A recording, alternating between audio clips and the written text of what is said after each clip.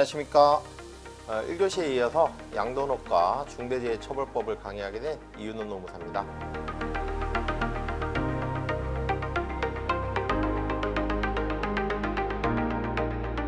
1교시 때는 중대재해처벌법의 전반적인 기본적인 내용을 좀 살펴보셨다면요, 2교시 때는 몇 가지 사고 사례, 특히나 판결로 지금 나와 있는 사례들을 좀 보시고, 제가 건설업 하나, 제조업 하나 사고 사례를 가져왔거든요. 판결이 이미 난 사건입니다. 그 사건을 봤고요. 볼 거고, 그 다음에 양도업에 관련된 우리 양도업의 중대산업재해가 어떤 것들이 있는지를 살펴보고 우리는 어떤 준비를 해야 될지에 대해서 한번 고민해 보도록 하겠습니다. 자, 중대재해처벌법의 적용 시점 및 산업안전보건법상의 의무입니다. 자, 중대재해처벌 등에 관한 법률의 적용 시점입니다. 앞서도 보셨다시피 상시 근로자가 5명 미만인 사업 또는 사업장의 사업주, 개인 사업주에 한정하죠. 또는 경영책임자 등에게는 이 장의 규정을 적용하지 아니한다 이렇게 되어 있는데, 아까 말씀드렸듯이 이 장은 중대산업재해를 의미합니다. 그래서 5명 미만인 사업에서는 중대재해처벌법이 적용되지 않으실 거예요. 자, 이 법은 공포 후 1년이 경과한 날부터 시행한다 라고 되어 있는데, 밑에 보시면 이 법 시행 당시 개인 사업자 또는 상시 근로자가 50명 미만인 사업 또는 사업장, 건설업의 경우에는 공사금액이 50억 미만인 공사에 대해서는 공포 후 3년이 경과한 날부터 시행한다 라고 되어 있거든요. 그래서 2021년 1월 27일부터 중대재해처벌법은 시행이 됐습니다, 사실. 그런데 공포 후 3년이 되는 날, 2022년 1월 27일이죠. 제가 정정을 좀 해드리겠습니다. 2022년 1월 27일부터 중대재해처벌법이 시행이 됐는데요. 공포 후 3년이 되는 날이 언제냐? 2024년 1월 27일입니다. 그래서 저희 50명 미만 사업장의 경우에는 2024년 1월 27일부터 중대재해처벌법이 적용이 됩니다. 저희 양도업의 경우에 근로기준법의 경우에는 일부 규정이 면제가 되죠. 적용이 되지 않습니다. 근로시간, 휴게시간, 휴일에 관한 규정이 적용되지 않습니다. 그런데 중대재해처벌 등에 관한 법률은 그런 예외 조항을 설정하고 있지 않습니다. 그래서 우리 양도업 농장에도 중대재해처벌법은 적용이 되더라. 그 사실을 알아두시면 되겠습니다. 앞서도 보셨는데요, 중대재해처벌 등에 관한 법률의 안전 및 보건 확보 의무입니다. 그래서 4조에 4가지 사항을 규정하고 있고 시행령에 9가지 사항을 규정하고 있죠. 그래서 여러분들이 기본적으로 지금 사업장에서는 중대재해처벌 등에 관한 법률에 컨설팅을 받으시든 아니면 회사에서 자체적으로 준비를 하시든 뭘 제일 주안을 두셔야 되냐면 1번과 4번이라고 저는 생각합니다. 네, 안전보건관리체계 구축을 하셔야 되고요, 요거 이행을 하셔야 됩니다. 뭐 재해 발생 시에 재발방지 대책은 당연히 수립을 하실 거니까 그렇고, 그리고 특히나 안전보건 관계 법령에 따른 의무이행에 필요한 관리상의 조치도 하셔야 되거든요. 그 중에 가장 핵심적인 요소가 안전보건 관리체계 구축 및 이행입니다. 그래서 안전보건 목표와 경영 방침은 여러분들이 설정하실 수 있잖아요, 그죠? 근데 전담 조직을, 별도의 조직은 규모에 따라서 설치해야 되는 사업장이 있으실 테고, 아니면 그 총괄 관리하는 사람을 한 명 두는 걸로 만족해야 되는 사업체도 분명히 있을 거라고 생각합니다. 그래서 그런 부분들을 좀 조심하시고, 나머지 부분들도 그런 여러 가지 우리 사업장의 상황에 따라서 우리 적용을 해야 되는데요, 밑에 나와 있듯이 산업안전보건법에 따른 안전관리자, 보건관리자 등의 전문 인력을 배치해야 되거든요. 이런 경우에 우리는 과연 그러면 안전보건관리자를 배치해야 될 의무에 해당하는가, 의무가 있는 사업장인가를 좀 볼 필요가 있어요. 그럼 산업안전보건법이라는 법으로 돌아가야 되는데요, 우리 산업안전보건법은 지금도 양돈 농장에 적용이 되고 있는 법입니다. 다만 우리가 아직 관심을 기울이지 못할 뿐이죠. 그래서 원래 산업재해에 대해서 산업안전보건법으로 규율을 하다가 이제 이 산업안전보건법으로 규율하는 것만으로 모자란다라고 해서 나온 게 중대재해처벌법이거든요. 그래서 중대재해처벌법에 앞서서 산업안전보건법의 기본적인 의무는 좀 준수를 해주셔야 됩니다. 산업안전보건법의 주요 내용은 안전보건관리체제가 있습니다. 앞서 보신 것처럼 중대재해처벌법은 체계 구축이에요. 시스템을 구축하는 거고요. 여기 체제는 구성 조직원들이라고 생각하시면 됩니다. 그래서 안전보건관리 책임자, 관리감독자, 안전관리자, 보건관리자, 안전보건관리 담당자 등이 있습니다. 그리고 안전보건관리 규정을 마련해야 되고요. 안전보건교육을 실시해야 되고 유해위험 방지 조치를 실시하셔야 되는데 거기에 보면 위험성 평가, 안전보건 표지의 설치, 안전조치, 보건조치 등이 나와 있는 거죠. 그 다음에 유해위험 기계 등에 대한 조치도 하게 되어 있고요.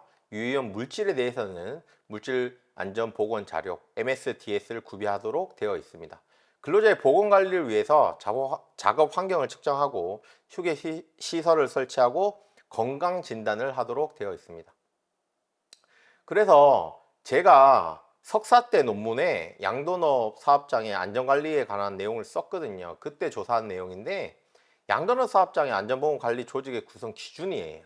산업안전보건법을 기준으로 해서. 자, 안전보건관리 책임자는 우리 사업장의 안전보건관리의 대표예요. 총 책임자인데 그 사람을 둬야 되는 경우는 우리 근로자 수가 300명 이상인 사업장이에요.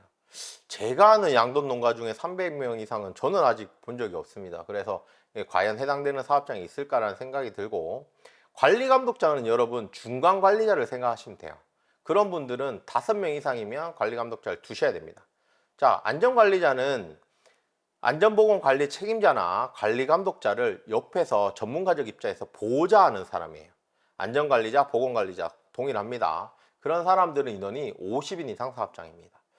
일부 규모가 굉장히 큰 양돈업 사업장에서는 안전관리자, 보건관리자를 지금도 두셔야 돼요. 그런데 안전보건관리자를 두셔야 된다는 사실을 모르는 사업장이 굉장히 많은 것 같습니다. 산업보건의도 마찬가지고요. 50인 이상이면 두셔야 되고, 산업안전보건위원회를 설치를 하셔야 되는데 이거는 안전보건관리 책임자처럼 300명 이상인 경우에 설치할 의무가 있습니다. 자, 안전보건관리 규정은 300명 이상 사업장에 두도록 되어 있는데요.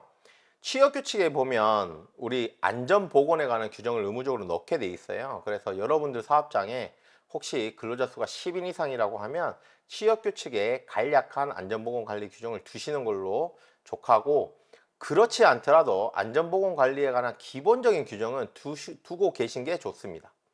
자, 우리 안전보건 교육은요, 정기교육, 채용시 교육, 작업변경시 교육, 추가교육이 있는데 우리 양돈업 사업장의 경우에는 추가교육만 의무 대상입니다. 정기교육, 채용시 교육, 작업변경시 교육은요, 우린 적용 대상은 아닙니다. 그런데 저는 그렇게 권해드려요. 우리 농장에서 안전교육을 실시를 하시거든요. 특별하게 막 직원들을 모아놓고 몇 시간씩 강의하는 게 중요한 게 아니고, 우리 아침에도 안전교육하고 어떤 위험한 작업하기 전에 꼭 교육을 하시잖아요. 그런 교육들은 하시고 그런 증거 자료를 꼭 남겨놓으시기를 저는 당부를 드립니다. 자, 다음으로 우리 산업안전보건법에 법령 요지 등을 게시를 해야 돼요. 이것도 1명 이상입니다. 그리고 사업장의 위험성 평가를 실시하셔야 되는데 이것도 1명 이상입니다. 안전보건 표지를 설치해야 돼요. 경사가 가파른 지역에 경사 표시를 두고요. 위험한 물건이 있거나 이런 경우에도 표시를 해야 되고, 뭐 이런 안전보건 표지들이 산업안전보건법에 규정이 되어 있습니다. 그런 표지들을 설치를 하셔야 되는데 그것도 1명 이상이면 설치를 하셔야 됩니다. 안전조치나 보건조치는 1명 이상 1명 이상이면 조치를 취하셔야 되고요. 중대재해가 발생했다. 아까 산업안전보건법에서 중대재해는 사망자 1인 이상 발생, 3개월 이상 치료를 요하는 사람이 동시에 2인 이상 발생, 치료를 요하는 사람이 10인 이상 발생이면 중대재해로 보고 있는데요. 그런 재해가 발생했을 때 조치를 취하고 산재 발생된 사실을 은폐하지 않아야 되는 의무를 지는 것, 또는 재해가 발생했을 때 그걸 국가기관에 보고하는 의무를 지는 것, 이런 것들은 다 1명 이상이면 다 의무 이행을 하셔야 됩니다. 자, 휴게시설을 설치하셔야 되는데요. 이거는 근로자 수 20명 이상이면 휴게시설을 설치하셔야 되고요. 일반 건강 진단이나 특수 건강 진단은 근로자 1명이라도 고용하고 계시면 실시를 하셔야 됩니다. 이게 양돈업을 기준으로 제가 분류를 해본 겁니다. 업종에 따라서 요 기준 인원들이 조금씩 달라집니다. 그래서 그런 것들은 참고하시고 보시면 되겠습니다. 이제 실제 선고된 사례를 보겠습니다. 첫 번째, 우리나라 1호 판결입니다. 건설업에서 난 사고인데요. 자, 공사 개요는 이렇습니다. 요양병원 증축 공사를 한 거예요. 그래서 그 증축 공사를 하는데 공사 금액이 얼마냐면 여러분 81억 3,890만 원입니다. 이 공사를 주식회사 온 땡땡땡이 따온 거죠. 여기에 대표이사가 있고 현장 소장이 있고요. 그 현장 소장을 보좌하는 안전관리자가 배치가 되어 있습니다. 자, 도급인이 그 증축 공사 중에 철골하고요 데크 플레이트 공사하는 거를 주식회사 땡땡땡에게 맡긴 거죠. 얼마에? 6억 9,300만 원에 맡긴 겁니다. 그래서 그 주식회사 땡땡땡땡에서 현장 소장을 관리감독자로 파견을 한 거죠. 이런 상황이고요. 공사 개요는. 사건 개요는 이렇습니다. 공사 기간 중에 5층에서 공사가 이루어지는 병원 건물 5층에서 자, 피해 근로자가 앵글 설치 작업 중에 앵글을 이제 끌어올린 거죠. 고정 앵글을 우리 6층에 설치된 반자동 도르래 있잖아요. 여러분 도르래 아시죠? 거기에 걸어 가지고 밑에 앵글을 5개를 올린 거예요. 근데 이 고정 앵글 우리가 생각하는 조그만한 것이 아니고요. 무게가 5개의 무게가 94.2kg입니다. 이걸 운반하는데 이게 그 반동을 못 이겨서 밑으로 추락을 하신 거예요. 떨어지신 거예요. 그래서 수급인 근로자 김낙수 씨, 요 피해자죠. 피해자가 우리 떨어졌는데 병원 응급실에 옮겼어요. 그런데 안타깝게도 사망을 하신 거죠. 그래서 우리가 이 작업을 할 때 어떻게 했냐, 이 사람들이 그 앵글을 설치하고요. 그 공사 현장 내부에 있는 개구부, 구멍이라고 생각하시면 돼요. 구멍으로 이 앵글을 올린 거죠. 끌어올린 겁니다. 그런데 우리 개구부는 뚫려 있으니까 내부로 추락할 위험이 있을 때 우리 산업안전보건법에서는 이런 조치를 취해라 라고 하는 것이 있습니다. 안전 난간을 우선 설치해야 되고요. 이제 이 난간 있잖아요. 난간을 그 구멍에 들어가지 못하게 설치를 해야 되고, 작업의 필요상 난간을 해체해야 될 경우도 있잖아요. 그러면 떨어지는 걸 대비해서 추락 방호망이라는 걸 설치하도록 되어 있고요. 추락 방호망을 설치하기 어려운 곳도 있을 수 있잖아요. 그러면 우리가 떨어지지 않게 안전대를 걸 수 있게 부착 설비를 설치하라고 되어 있어요. 그리고 안전대 및 그 부속 설비의 이상 유무를 점검하라고 되어 있거든요. 그런 조치 의무들을 취해야 됩니다. 또 여러분 아까 앵글이 몇 킬로라 그랬어요? 90킬로가 넘죠. 그런 무거운 물건, 중량물을 취급할 때 우리 또 이러한 행동들을 해라 라고 산업안전보건법에서 규율을 하고 있는데, 그런 것들이 뭐가 있냐, 작업이나 작업장의 지형 등에 대해서 조사를 했어요. 사전조사를 해서 작업계획서라는 걸 만들어내요. 그래서 그 작업계획서에는 중량물 낙하 위험을 예방할 수 있는 안전대책이 포함되어 있어요. 그러니까 중량물이 떨어지는 것을 예방할 수 있는 안전대책을 포함해서 작업계획서를 작성하고 작업 지휘자를 두고 작업계획서에 따라서 작업을 해야 된다는 거죠. 그렇게 되어 있습니다.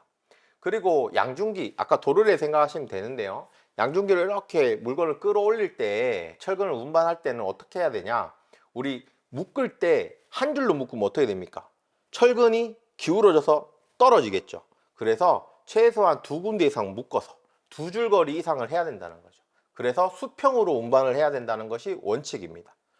그런데 자, 이런 조치들이 있어야 되는데 현장 상태는 어땠냐, 안전난간의 상단봉이 해체되어 있어요. 안전난간을 해체했죠? 그러면 아까 추락 방어망에 안전대를 설치해야 된다고 제가 말씀드렸죠? 그런데 어떻게 됐습니까? 부착 설비도 없었고요. 안전대도 지급하지 않았어요. 그리고 중량물 취급할 때 우리 작업 계획서 마련해야 된다고 했죠? 사전조사 실시하고, 사전조사 실시 안 했고요. 작업 계획서도 없었어요. 작업 지휘자도 없었어요. 자, 2줄 묶어야 된다 그랬잖아요. 한 줄 거리만 한 거예요. 그래서 안타까운 사건이 일어난 겁니다.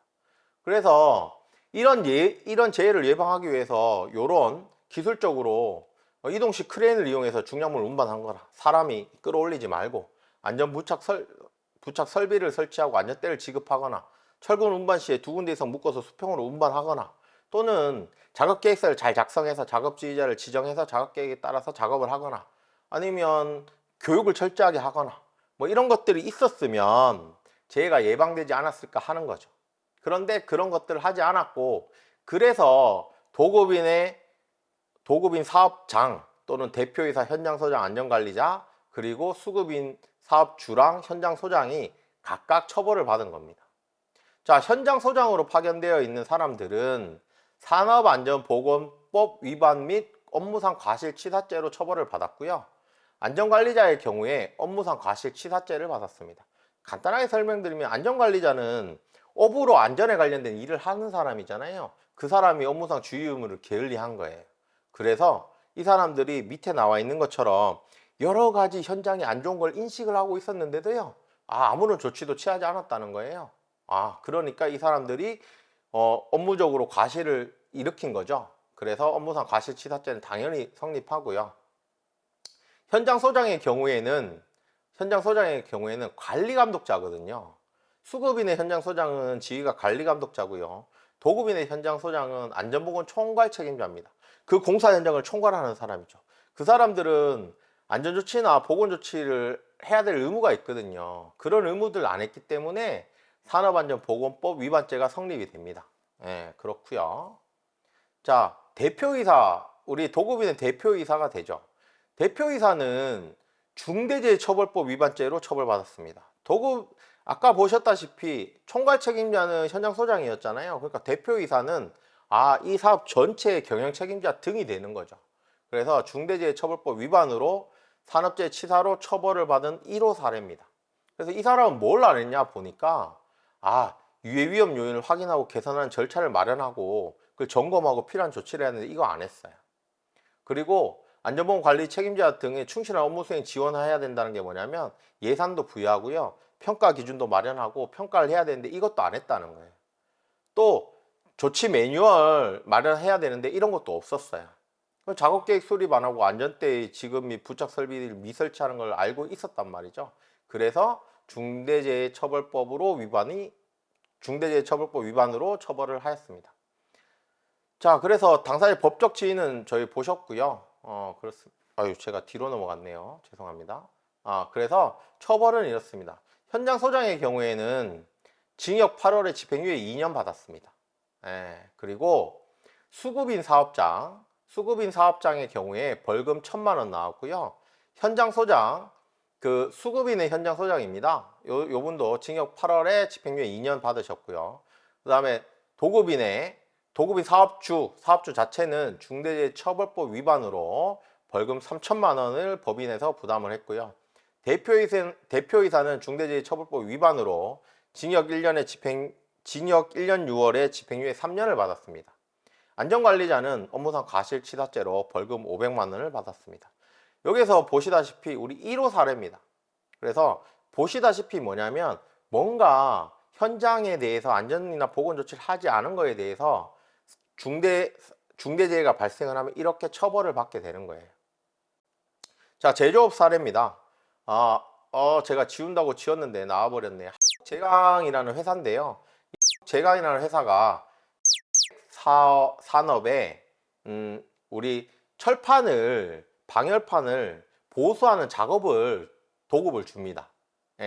그래서 2022년 3월 16일 낮경에 13시 50분경에 방열판 보수 작업을 하는데요. 방열판이란 두꺼운 철판인데요.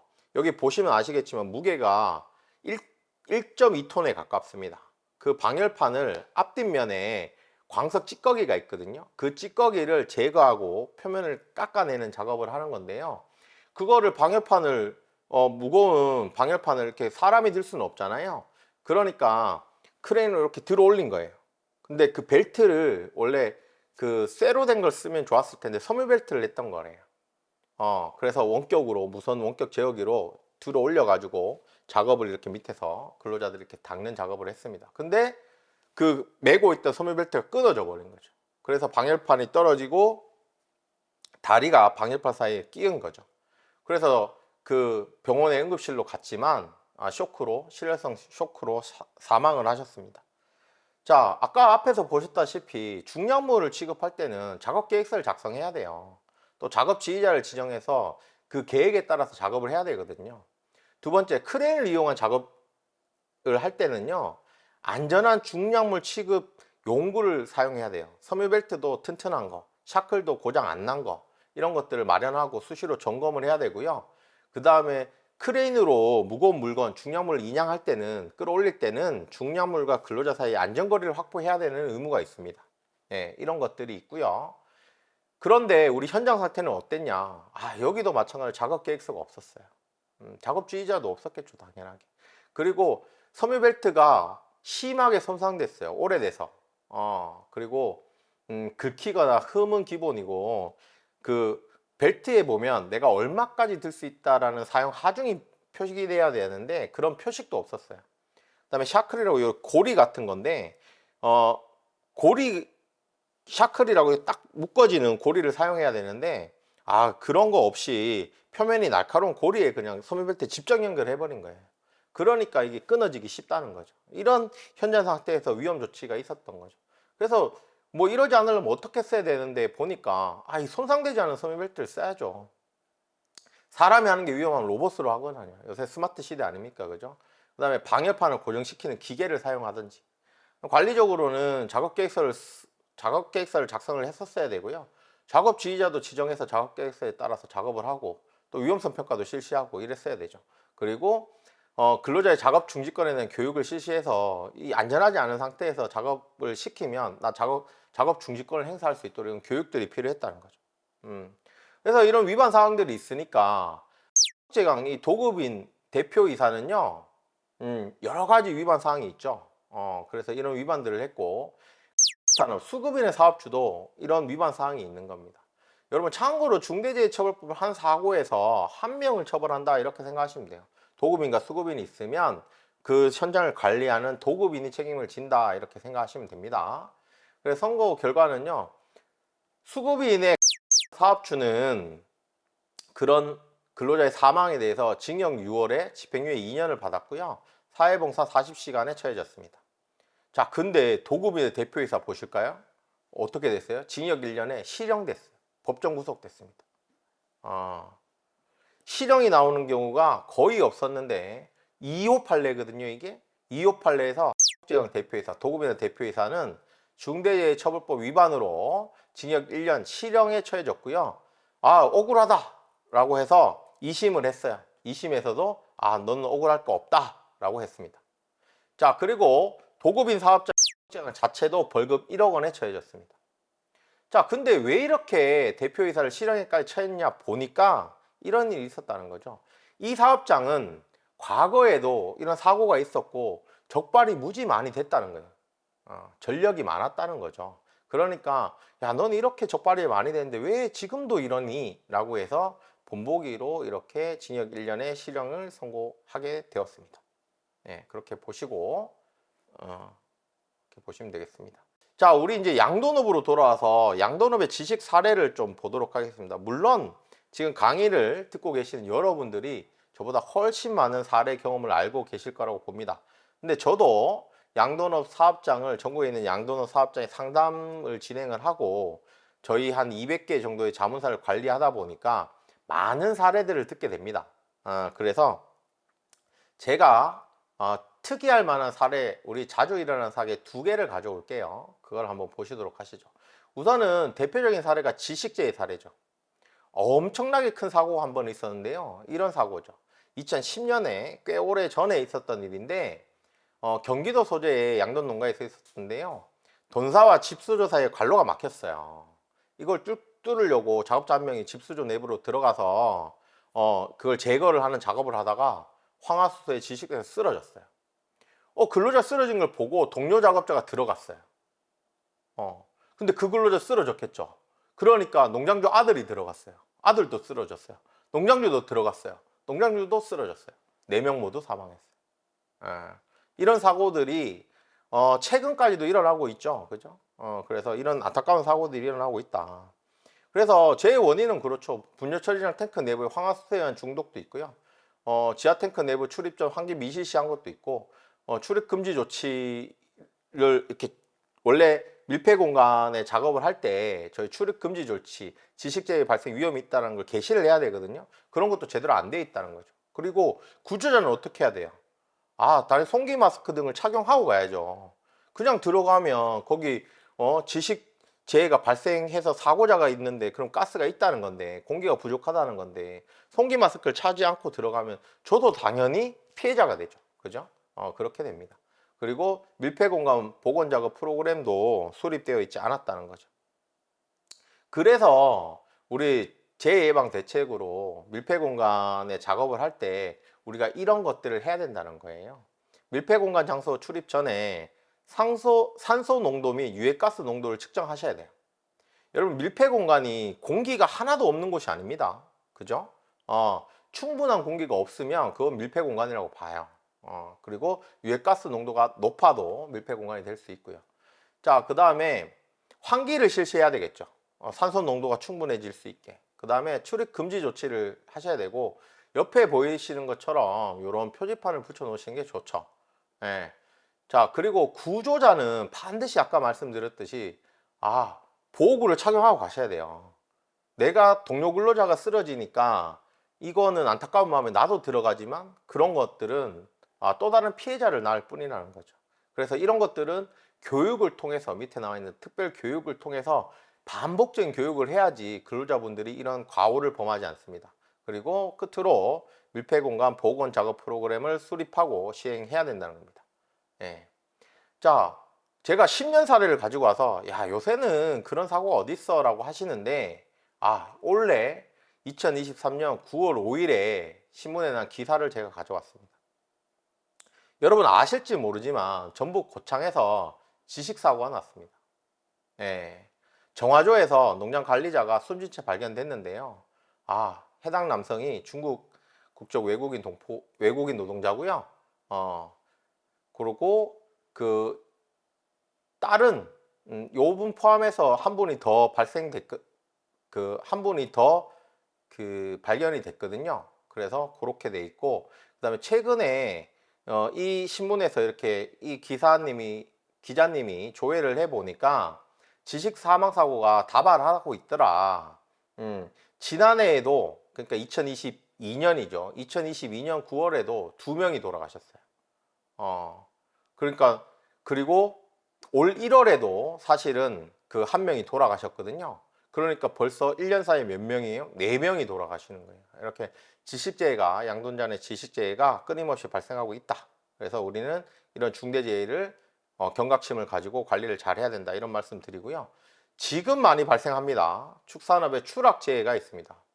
우리 축사가 낡은 곳들이 많죠. 그래 보수공사를 많이 하십니다. 그죠? 근데 축사가 시설이 뭐 안전대를 걸거나 하는 그런 시설이 갖춰지지 않은 곳이 많아요. 그러니까 그 현장에서 떨어져서 사망하는 경우들이 생기는 거죠. 그래서 6월 달에도 축사의 지붕 교체 현장에서 채광창이 부서지면서 근로자가 그 위에 채광창을 밟고 작업을 했던 거죠. 떨어져서 사망을 하신 거죠. 이 축사가 20년이나 경과됐어요. 그러니까 채광창이 얼마나 오래됐겠습니까? 그죠? 그러니까 충격이나 하중이 가해질 경우에 부서진다는 거죠. 쉽게. 그리고 그래서 우리 대책은 뭐냐? 견고한 구조의 덮개를 설치한다든지, 아니면 작업 발판을 설치하고 작업을 하자.